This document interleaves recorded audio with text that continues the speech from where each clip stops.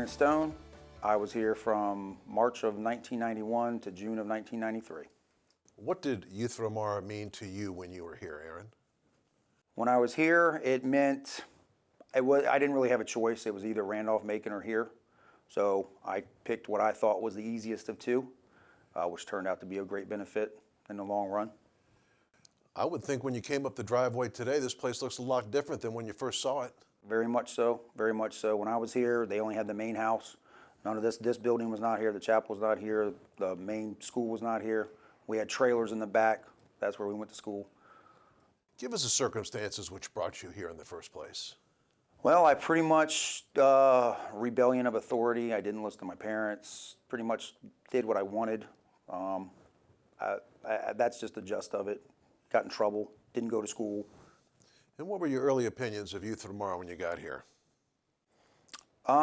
Very quickly you could see that it was a family atmosphere and that that's what I needed. I needed the structure. I didn't have the structure at home because I was allowed to do, not allowed, but I did whatever I wanted. And being in a structural environment is what, at that particular time, is what I needed. How long did it take you to realize that? And were there any moments along the way that were defining for you to put you on the path to really accept what was happening to you here on campus? Yes, there was. I'm adopted. My adopted mother, soon after I came here, I believe 3 or 4 months after I came here, was diagnosed with Lou Gehrig's disease, ALS. And I think that was a very sobering fact at the time that I had left with her on this earth was going to be very short. So it was time for me to get my stuff together and do the right thing. And how did that evolve for you? What were some of the steps that you saw yourself, especially in hindsight, when you look back? We're going to talk about what you're doing now, but how long did it take you to kind of get your feet on the ground and really look forward to what the future held? I think once I got my grades back to where they were, I did go to private school before I came here. I went to Fredericksburg Christian. My parents did afford me that opportunity, which I'm thankful for. I think once I got my schooling back, or started going to school again, and again, back to the structure, I was waking up at the same time, had somebody telling me what to do, and that kind of helped me get back. Joe Gibbs founded this with the help of some other local philanthropists, and it's built on godly principles. How important was that to you at the time? How did God enter into your life at the time? What impact did that part of YFT have on you? I was raised in a Christian home, so the rebellion part probably was a little bit to do with the rules and regulations, so to speak, for both parents being very Christian oriented. After I got here, I realized more that was probably a more important way to live a moral life instead of whether to me, religion can be however you want to see it, but the morals are what you need to have. Are there any of the staff members who were here at the time, people you think back fondly on, or there mentors that you might remember? It's been a while now. Staff members I can name: Chip and Linda Dole was my house parents. I think he played football at Elon or something like that. He was just a normal guy that wanted to help people. There's a person that still works here today that came back, Mr. Carl Street. He was in charge of the grounds, so we did all the maintenance on site as far as mowing and weed eating and all that. That was what we did all that. You know, it's funny. One of the previous alums we've talked to told me that mowing the grass here under Carl's direction was something he really looked forward to and got something out of. Was it more than just an exercise for you, or did you get? It was a time that you could go out by yourself and you didn't have, not that you were doing anything bad, but you're out there by yourself. It gave you free time to think as well, you know. Talk about some of your steps after you left Youth for Tomorrow. What was next for Aaron Stone? All right.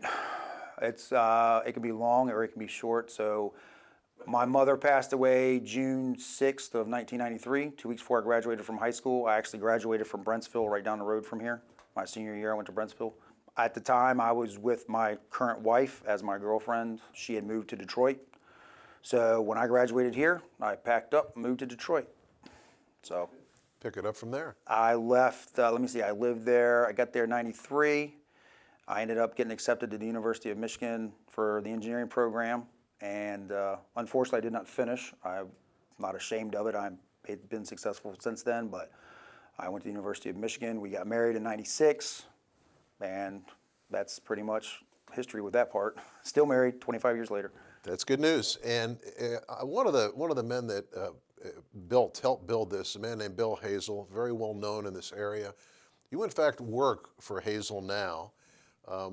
What are your first memories of Bill Hazel? And did you know how involved he was with this youth home, which you ended up benefiting from staying here? I think when you see him come down the road, you see him come down his Cadillac, it was just a normal, to be honest, a very wealthy man that wanted to help people and had extra to give. And he wasn't the only one. There was a lot. There was the Kettles.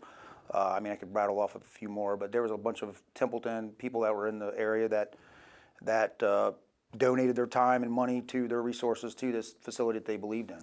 What does it mean about those men to have done that? That this didn't need to be the place that they put their resources into, but they did, and you and many, many others have benefited. So what does it tell you about those guys? That they believed in giving people opportunity, like I spoke with before we even started this interview process, that an opportunity, when you give someone an opportunity, it's up to that person to take it.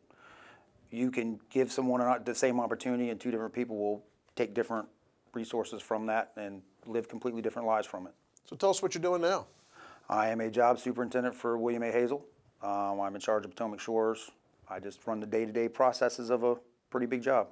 And is Bill Hazel's reputation for giving something that the company is aware of?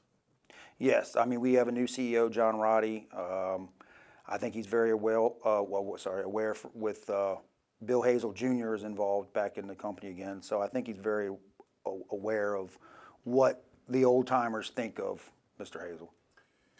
Mention your kids. You've got kids, and you obviously mentor them. What advice can you give someone who might have a kid that was in your position? I know that you might not be up to giving parental advice here on this interview, but I'm asking you anyway.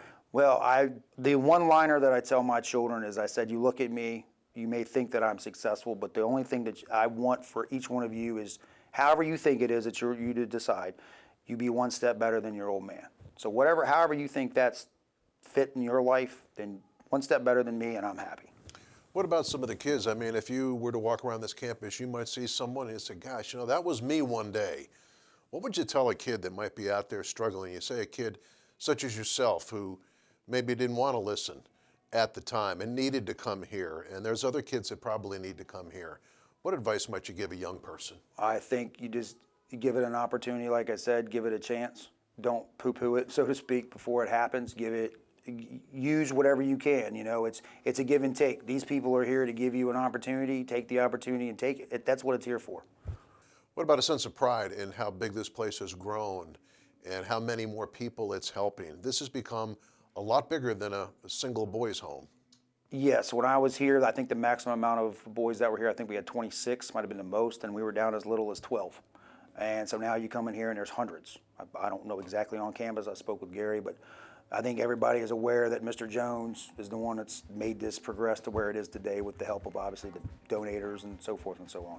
You proud of being an alum? Yes, absolutely. I tell everybody. Like I said, 20 years ago, I got what I got from it. I'm good. I'm getting married. But now you 46, 3 kids. Yeah, I wouldn't be here where I am today if it wasn't for this place, 1,000%.